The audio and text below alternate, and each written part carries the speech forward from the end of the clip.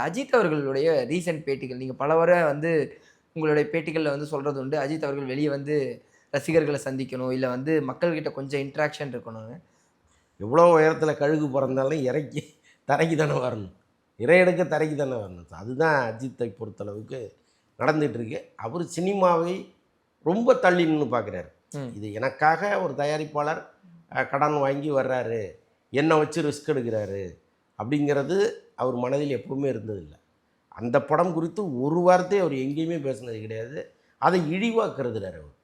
தன் படத்தை பற்றி அந்த டைட்டிலை பேசுவதற்கு கூட அவருக்கு வாய் கூசுது.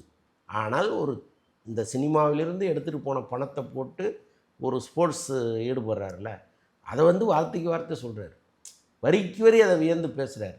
அப்போ இவர் பணத்தை போட்டு ஒரு வேலை செய்யும் பொழுது இவர் இறங்கி இன்டர்வியூ கொடுக்குறாரு. இதுவே இந்த ஸ்போர்ட்ஸுக்கு வேற ஒருத்தர் முழுக்க முழுக்க செலவு பண்ணுறாரு, இவர் கார் மட்டும் ஓட்டிகிட்டு போகிறாருன்னா இதையும் பேச மாட்டார்.